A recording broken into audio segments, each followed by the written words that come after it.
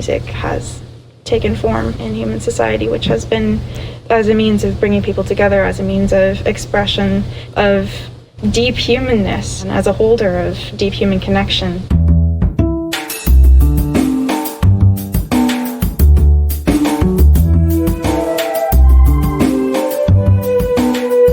This is Champaign is Also a Band podcast. One songwriter, one song. I'm Sven, your host for a journey into the music of Champaign-Urbana. Recorded in the Blue Box studio with a songwriter from the Champaign-Urbana music scene, past or present.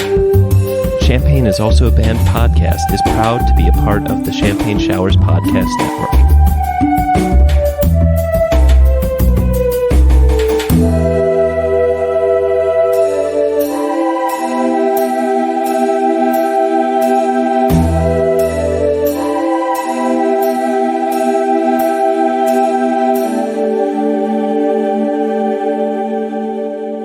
Hey, welcome, listener.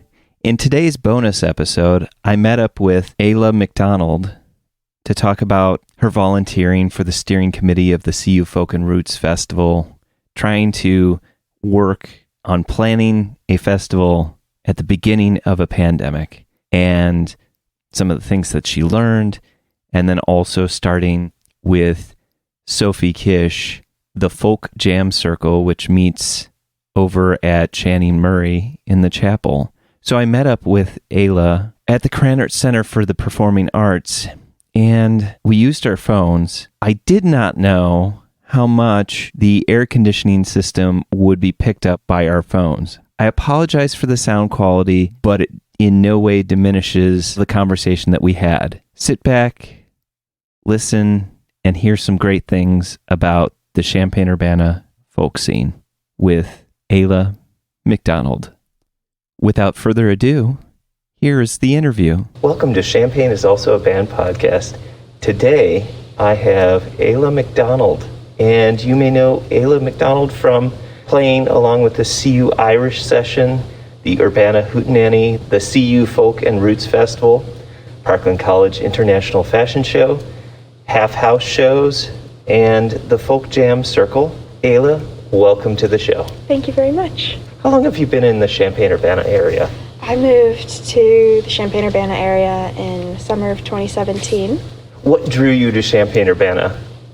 It's kind of a long story. The short version is that I was homeschooled until I was 19.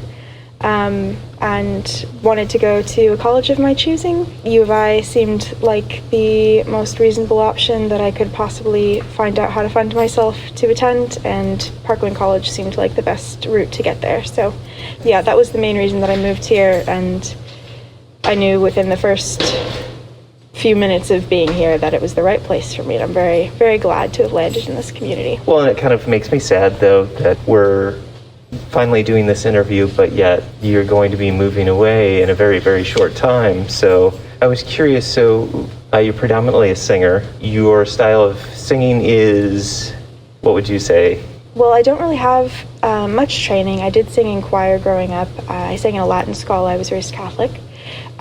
So learned how to sing like Gregorian chant and read neumes.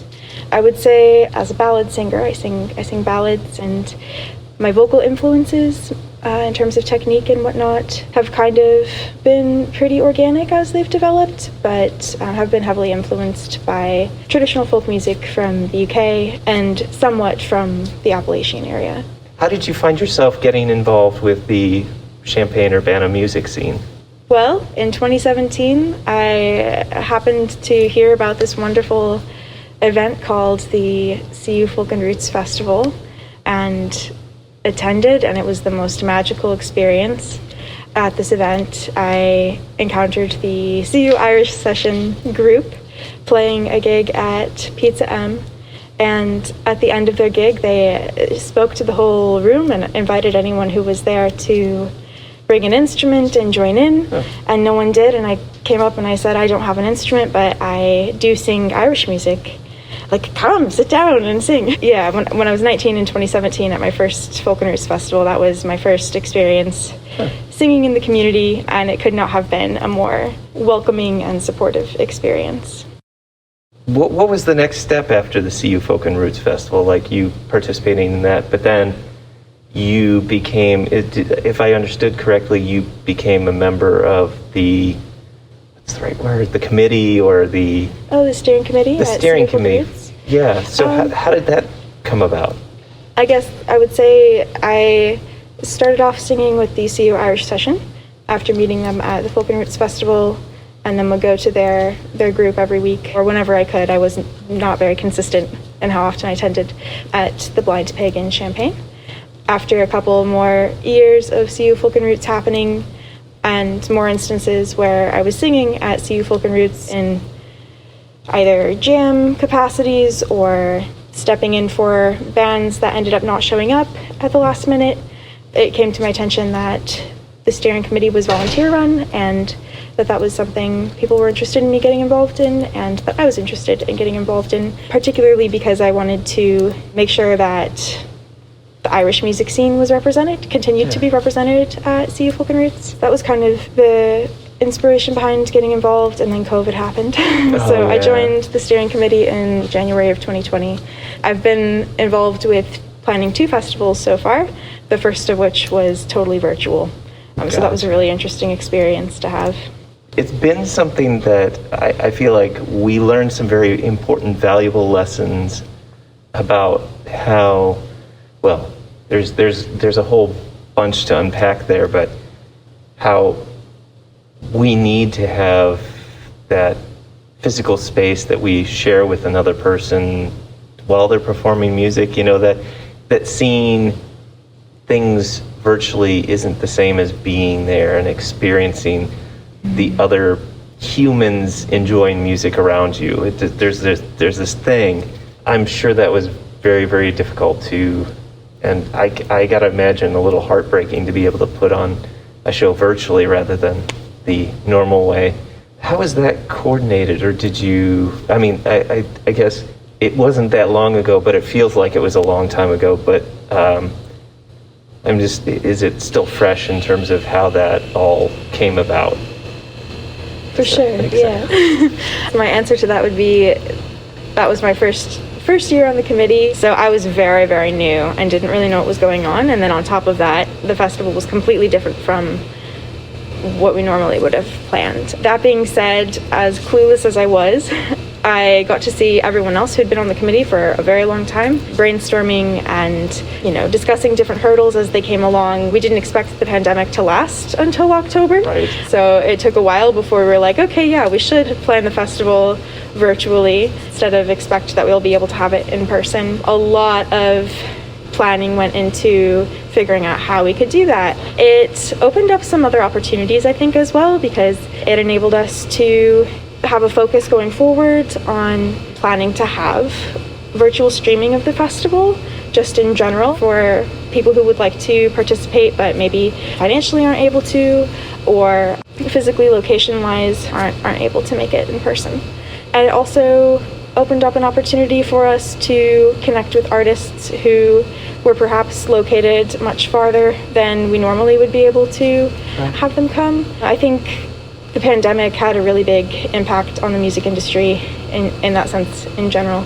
Does the CU Folk and Roots Festival always feature Champaign-Urbana local folk people?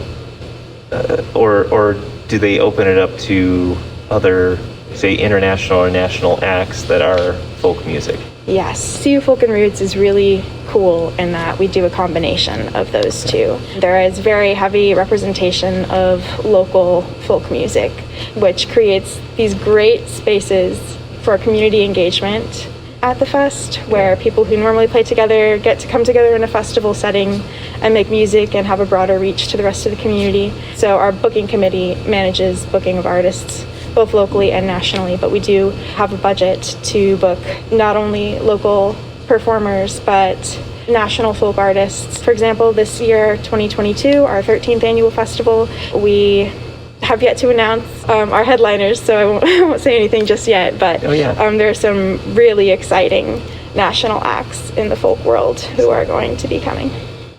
You know, going back into your background, what is it about, you know, Irish folk that makes it your passion? For sure. Well, I guess I would say I don't just sing Irish folk with the Folk Jam Circle, which is a newer project that I've been involved in developing and hosting. Have been able to gain exposure to folk traditions from a lot of different cultures. So not just isolated to the UK, but in performing, I tend to perform mainly songs that are traditional to the UK region, whether that's Ireland, Scotland, or England, as well as those songs from that area that have traveled to the US and taken on different forms. I grew up with a pretty heavy exposure to Irish folk music through my parents, and in my experience, there's some music that just speaks directly to your heart, that you can't help listening to when you hear it playing, that you can't help dancing to. I tend to judge the quality of a song by if it makes you stop and listen and totally holds your attention, or if you can't stop yourself from dancing. I don't know why I'm particularly drawn to those folk traditions, but they certainly speak to my soul in a way that is very real to me, and that I hope translates through performing those songs. Yeah. So tell me a little bit about the Folk Jam Circle. Like, how did that get started? How did you become involved? For sure, yes. Yeah. Folk Jam Circle is my baby, together with Sophie Kish, who is another local folk artist on the DL, and it occurred very organically at the end of fall semester. Sophie and I had both kind of been doing music separately from each other in our own homes. So we both live in co-op houses, a bunch of other people who are also very interested in folk music and who are happy to sometimes get together and sing folk music. Cool. On a coincidence, one night we happened to kind of merge and end up doing that together, and it went really, really well. And we decided to continue doing that on a weekly basis, and more people kept coming. So it just started in our living rooms. People would bake baked goods and bring them and share them, and we would sit in a circle, and everyone would bring music, and we would learn it together. And so that's kind of the model that's carried on to Folk Jam Circle as it's been fine-tuned and developed and become more organized to what it is today. So we started in our living rooms and then realized that we needed to implement more social awareness for the role that we were taking in participating in singing and learning these folk songs, because a lot of folk music has roots that are very much embedded in controversy and tragic histories that belong to cultures that have, been appropriated and very whitewashed. And so this was really important for us going forward to be aware of the cultural and historical significance of the music that we were bringing to participate in together. And kind of around that awareness, we decided to take the original model and see if we could partner with CU Folk and Roots, receive sponsorship for them. A large reason for doing that was I started noticing that the majority of the people who were coming to the Folk Jam Circle, were quite large groups, ranging from like 4 people to over 20 people in a given week, and they were mostly young people. There's a lot of great folk music in this town, and there are a lot of great spaces for participating in folk music, whether it's the CU Sea Shanty group, or there are bluegrass jams and old-time jams and all kinds of folk music jams from different folk traditions around the world. And I've been a participant in those for the past 5 years, but I've usually been the youngest person there. And so with Folk Jam Circle, it was really interesting to see that we were creating a space for young people to come together to learn about folk music and to enjoy learning it together with no musical background necessarily. So it served a lot of different purposes in creating a space that has made folk music accessible to young people in a way that perhaps it hasn't been in Champaign-Urbana. Sounds like what you want to do is create a very inclusive space so that there's no barriers, there's no gatekeeping, there's just come one, come all, learn about it, celebrate it, and then take something back with you. Yes, and I guess I've kind of just been talking about Folk Jam Circle and its development, but I really want to give a shout out to Sophie Kish, who has been so involved with me and spent hours meeting and discussing what we want our norms and values to be and how to become more organized in how to grow this project, and there's been so much thought and care that's been put in by Sophie, and they will be carrying on Folk Jam Circle after I leave. Probably not on as regular a basis, but it will definitely continue to be a musical space that's accessible to the community. I'm going to kind of back up a little bit because in the discussion of the Folk Jam Circle, you mentioned appropriation in terms of folk music. So I think in most people's minds, there's a thought of like, well, folk music is very white bread.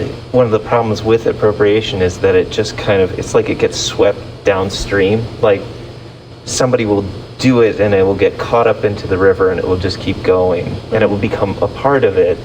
And then there's this idea of like, how do we separate it so that the original thing that was appropriated gets celebrated? Which I'm sorry, if maybe I'm interpreting, I'm wondering if that's kind of, is that kind of what you were meaning in terms of bringing out those appropriated elements, or did I misinterpret?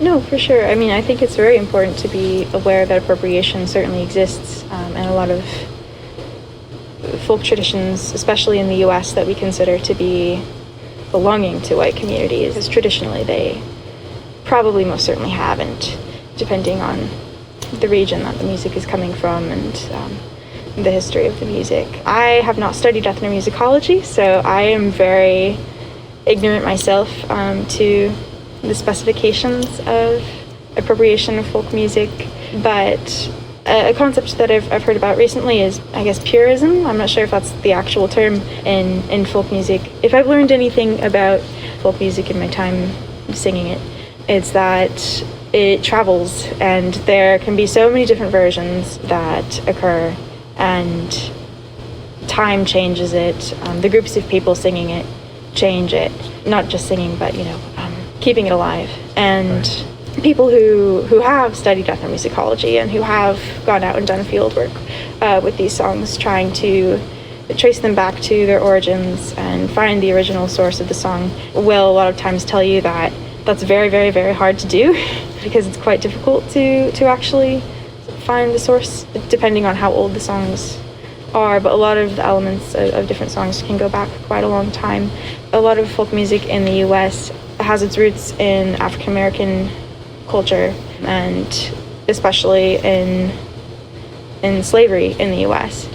The model that we follow at Folk Jam Circle is everyone is welcome to bring songs. If there's a song that you would like to bring, we require that everyone researches the history of the song, researches the culture and the cultural background that the song belongs to, and that they're welcome to recognize their own relationship to the song and how they learned about it, whether it was a song that was in their family for a long time. And yeah, in this way we hope to recognize our own interactions with this music, as well as the social and historical and cultural contexts that we exist within and that the music itself exists within. I think creating awareness around these things makes for a more informed and peaceful experience in learning the music together and playing it together, because a lot of folk music can, ballads specifically, which I'm most familiar with, be quite gruesome, some really heavy material lyrically speaking, and make sure that we're aware of what is contained in the song, provide a trigger warning for full transparency.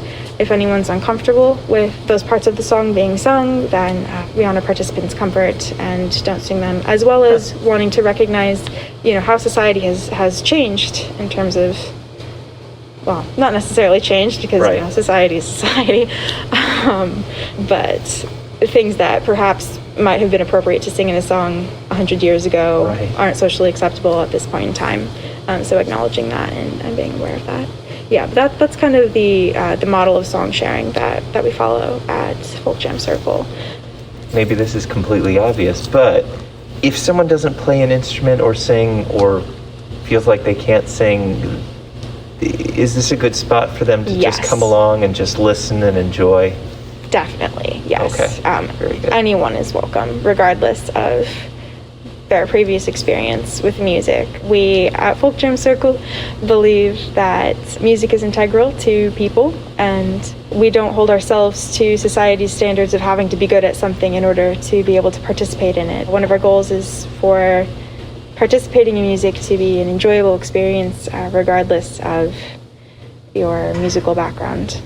I don't know, this is me coming from my background saying something that I feel is potentially ignorant, but I feel like without having TV or without having, your only entertainment is like the music that you can share with each other and newspapers and books, and I feel like there may have been like kind of that weird morbid fascination that people will have with like these stories that feel maybe real or not real, like somewhat fabricated. So I feel like definitely like an entertainment, but it's weird to hear it now and think, you'd sit around the campfire singing that, or sitting, in a community singing about these horrible things.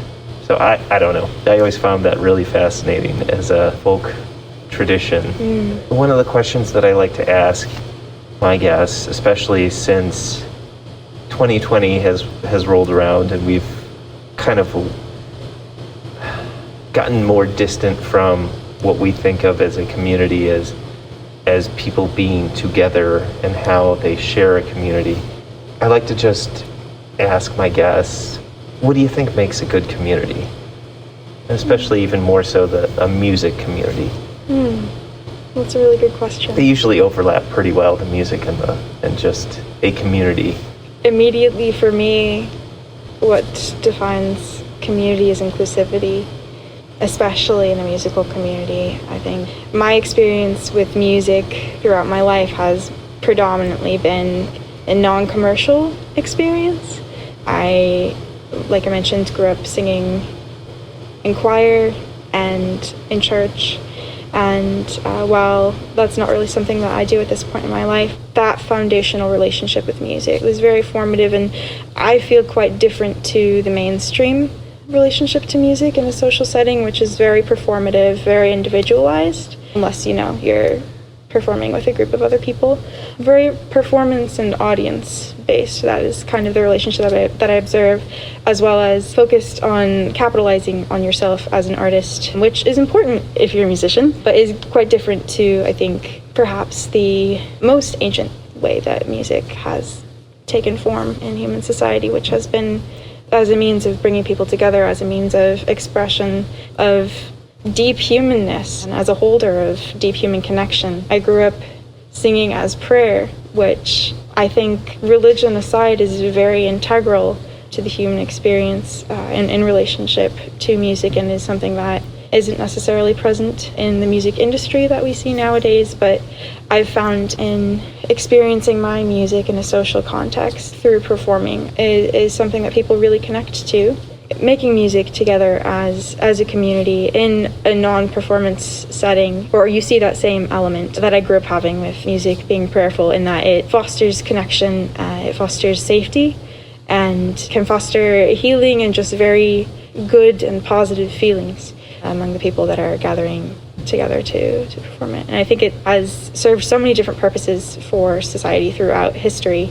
Murder ballads is one folk tradition that I perform specifically, and as you were saying, speaking to how interesting it is that murder ballads might have been a form of entertainment, like gruesome entertainment, they also serve the purpose. I'm specifically interested in murder ballads from the perspective of women who end up being the heroines of the story or are the victims in the stories. I think that telling story through music is a way of making sure that these voices that would otherwise perhaps be stifled under a patriarchal capitalist system are kept alive and are told. Another musical tradition that is equally interesting to me is protest songs, which serve a similar purpose, I feel, of offering a medium of conveyance of one's life experience and ways in which oppression has occurred and speaking out against it. I think music can be a great caveat of being the medium of voicing for the otherwise voiceless in society and for generating social change through making sure that stories are being visualize is not the word that I'm looking for, but... Well, I was just thinking about if a large group were to sing a protest song together, I feel like there'd be it's a very powerful thing, and I don't know if I could even articulate what that all means, but I hope I'm kind of picking up on what you were indicating, but it's the ability for groups of people to sync up, whatever you want to call it, or join in one voice, like literally, metaphorically, spiritually. It's this weird convergence, and I say weird because it's just like almost beyond what it is. Like it's bigger than the sum of its parts, and I don't know. I just I get a little inspired there thinking about what music can do. Sure. Yeah, I think I see what you're saying as far as it being a unifying and harmonizing force. Because I always like to ask every single guest this: what is your favorite non-musical thing? My favorite non-musical thing? I guess I would have to say spending time in nature, for sure.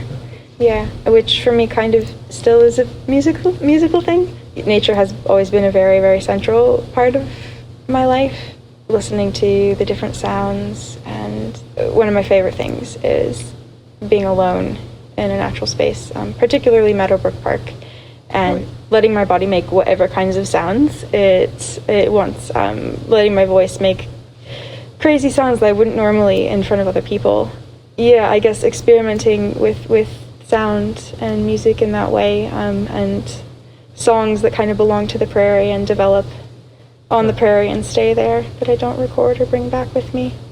You are departing to head over to Ireland to Scotland. Scotland. Yes. Oh, I thought you. Scotland first. So I will be in all three countries, Okay. at different parts. But Scotland first.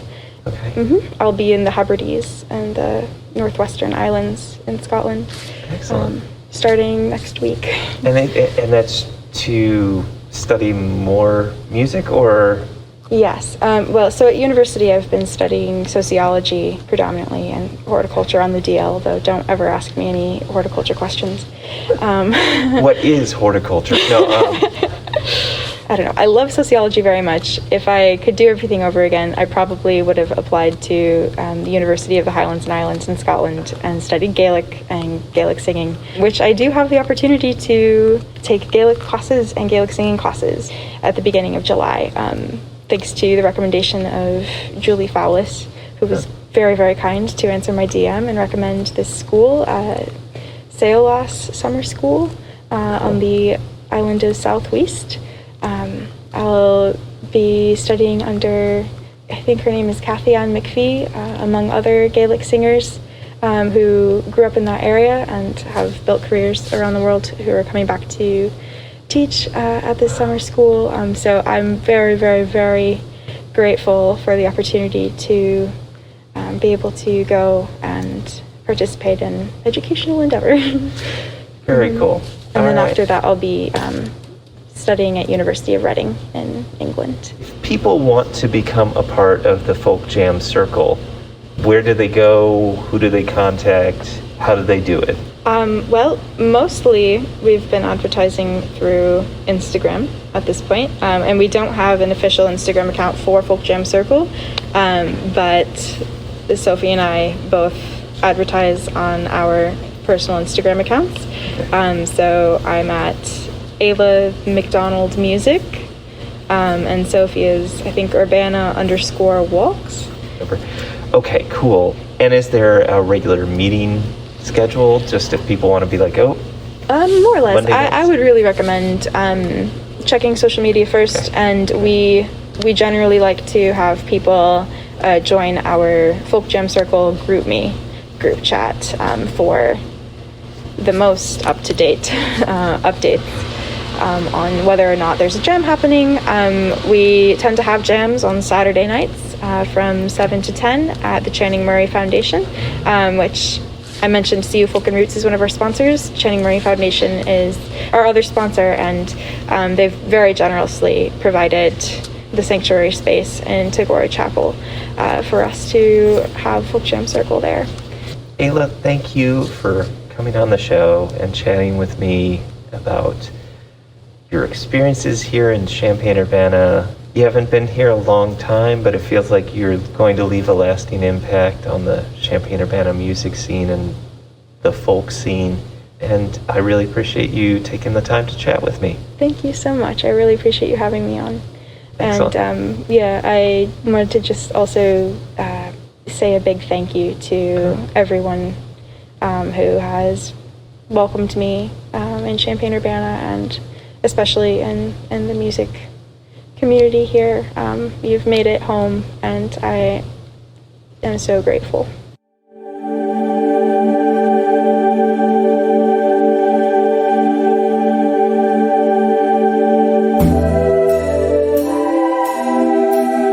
Thank you for listening to Champaign is Also a Band podcast. This is Ayla McDonald reminding you, great music is out there, go find it where you live.